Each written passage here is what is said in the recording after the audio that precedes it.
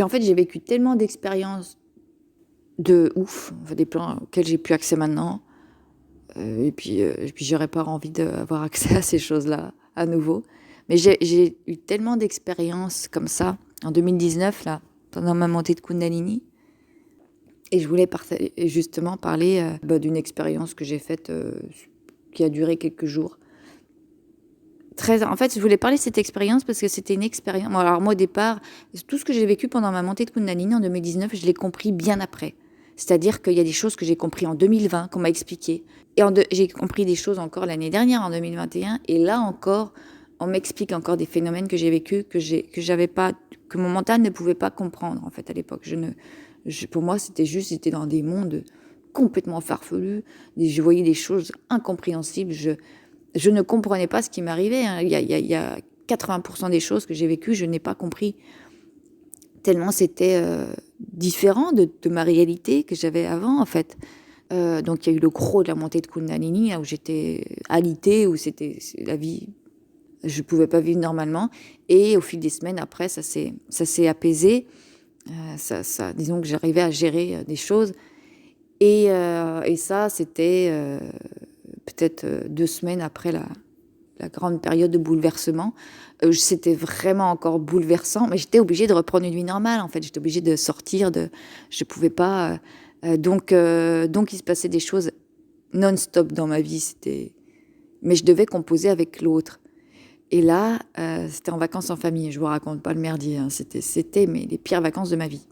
Les pires vacances de ma vie, parce que j'avais, entre les dragons intérieurs qui bossaient encore sur mes chakras, qui me parlaient, les énergies des mémoires qui me parlaient. Je traversais des lieux, ça me parlait. J'ai eu des expériences, mais c'était ouf, quoi. Genre, j'avais l'impression d'avoir 4 cerveaux et j'avais 4 écrans de télé. Et je devais suivre 4 films en même temps. C'était très difficile, très, très, très, très difficile et très fatigant. Je faisais encore beaucoup de nuits blanches et je devais dormir 2-3 heures par nuit. J'arrivais pas, parce que mon cerveau, parce qu'on me parlait tout le temps encore aussi. Donc il y a des dragons qui me parlaient, il y avait des forces cosmiques qui me parlaient aussi. Les forces cosmiques, ça a été la semaine de vacances, là où je crois où j'en ai le plus rencontré, en fait. Il y a tout qui venait me parler, et là, la nuit, c'était chiant. Donc il y avait du bon et du moins bon, mais surtout du moins bon dans les forces cosmiques. C'est pour ça qu'aussi que les cosmos, les cosmiques, les comiques, hein, j'ai envie de les appeler, c'est pas mes amis. Je me suis réconciliée avec certains. Après, j'ai vu, en fait, j'en ai découvert certains qui étaient très différents. J'ai fait waouh, qui aiment l'humain, en fait, c'était des énergies qui aimaient l'humain et qui n'avaient pas envie de le manipuler. Et ça, c'est, en tout cas, de mon vécu, c'est plutôt rare. Donc, voilà. Et donc, pendant cette période, je reviens à mes moutons. Une nuit, j'ai connecté, il y a quelque chose, je me suis reconnectée à une vie archaïque, une vie primitive. Vous savez, un peu les tyrannosaures. Alors, j'y connais rien en dinosaures, hein, mais ça ressemblait au tyrannosaure rex. Bon, tout le monde connaît le tyrannosaure rex. Ça ressemblait à ça. Et je le sentais pas, c'était pas agressif. Mais je vous dis que ça fait bizarre, en fait, d'être dans son lit et de se sentir connecté à un truc comme ça. Je me dis, c'est chelou. Ok, bon. Je commence à parler à ce truc. Je me fais pas d'avis. Je me dis pas, c'est méchant, c'est gentil. Je me dis, bon, je vais discuter, je vais voir ce que ça me répond. Je lui parlais et je le sentais me regarder ou essayer de me comprendre et que ça comprenait rien. Donc je continue, en tout cas, j'essaie de lui parler, de lui dire, ok, bon, c'est un truc qui comprend que dalle. Là, je prends conscience que c'est un truc qui n'a pas de mental, qui est uniquement primitif. Donc ça n'a pas de mental. Ok. Je me dis, bon, en même temps, si c'est un dinosaure, si c'est réellement un dinosaure, parce que pour moi, mon intuition me disait, c'est une force qui existait. En fait, tu es connecté à un espace-temps où l'humain n'existe pas. Hein. Je dis, ok, oui, il n'est pas encore sur Terre. Donc je me dis, ok, ça n'a pas de mental. Donc ça ne peut pas comprendre certaines choses. Je lui envoie simplement en énergie, qu'est-ce qui est le plus important pour toi dans la vie ? Qu'est-ce que tu aimes faire, en fait ? Quels sont tes... Voilà, qu'est-ce qui est le plus important ? Et il me dit, Je passe mes journées en fait à manger, à chasser pour manger, donc à courir. Euh, je suis un prédateur en fait, je fais que ça. Et me reposer, dormir, me reposer, être à l'affût. Voilà, je suis à l'affût. Et tout ce qui m'intéresse à manger, c'est la viande. Et c'était vraiment très attiré par la viande. C'est-à-dire pendant 2-3 jours, moi, quand j'étais avec cette force-là, j'avais envie de viande du matin au soir. Et en fait, je crois que ça a dû un peu plus de 2 jours et c'est parti. La connexion s'est défaite. À l'époque, si j'en avais parlé, je crois que personne ne m'aurait cru. D'ailleurs, peut-être que personne ne me croit maintenant, mais je m'en fous. C'est juste un partage d'expérience.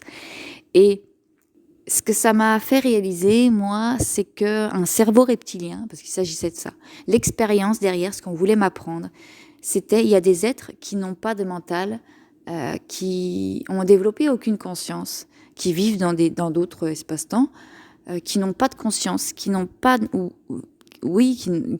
n'en sont pas encore à la création d'une conscience. C'est le début, c'est vraiment le début, qui n'ont pas de mental et qui n'ont pas développé et qui n'ont pas de système émotionnel encore.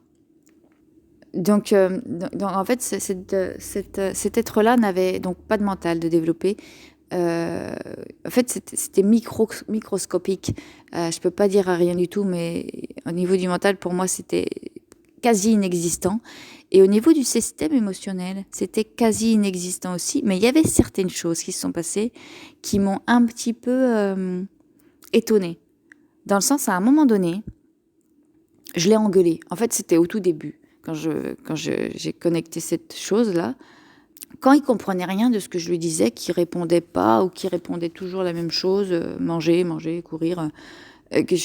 En fait, quand j'ai vu que je pouvais pas avoir une conversation avec lui, c'était hyper archaïque, c'était juste manger, dormir, voilà. Ça m'a énervée. Je me suis énervée. Et il y a un moment donné où je lui ai dit, mais t'es con, c'est quoi, t'as 2 de QI, t'as pas de cervelle. Je me suis vraiment énervée contre lui. Et là, en fait, je l'ai complètement déstabilisé. Je voyais cet être qui savait pas quoi répondre, qui comprenait pas pourquoi je m'énervais contre lui, qui comprenait pas pourquoi je l'engueulais. Et qui était en mode, qu'est-ce qui se passe? Et là, en fait, moi, j'ai senti sa détresse. Et de suite, je me suis calmée, en fait, et je lui ai dit, je suis désolée. Je te demande pardon, je voulais pas t'engueuler. C'est que on est très, très différents. Donc là, je lui ai expliqué. On est sur 2 mondes qui sont pas pareils. Donc, je comprends pas tout de toi, et tu comprends pas tout de moi. Il n'y a pas de problème. Il n'y a pas de problème, d'accord? Je ne le referai plus. Donc voilà, donc c'était pas méchant et je me suis prise d'empathie pour sa réaction et je me suis dit mais bon, oui, il y a des êtres qui communiquent pas comme nous et il y a des êtres qui n'ont pas développé le reste, qui n'ont qu'un cerveau en fait. Ça me donne pas le droit de le maltraiter ou de le juger ou de l'engueuler. Donc, à un même niveau, ça ne sert à rien d'engueuler, de jeter la pierre ou de manifester de la haine contre des êtres comme ça. Des êtres qui n'ont qu'un cerveau de développer. Et des êtres comme ça, il y en a sur Terre. Tout ce qu'on va appeler les reptiliens, qui sont uniquement des prédateurs, qui sont là pour manger des énergies, quoi. Donc, on peut pas juger ça, en fait. Ça fonctionne comme ça. C'est comme si on allait juger, je sais pas moi, on allait juger un lion, quoi. Il est pas méchant parce qu'il bouffe une gazelle.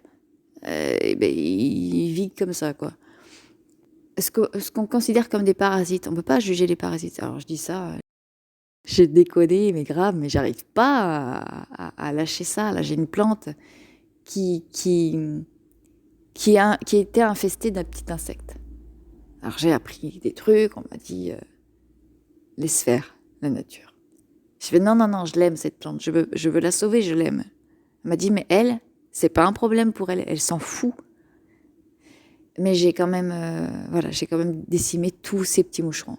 Et parce que j'ai craqué, hein, j'avais peur pour elle. J'avais peur pour ma plante. Alors, je l'ai fait pour moi, oui, parce que j'avais peur de perdre ma plante que j'aime. Mais voilà, un parasite n'est pas mauvais. Il se nourrit.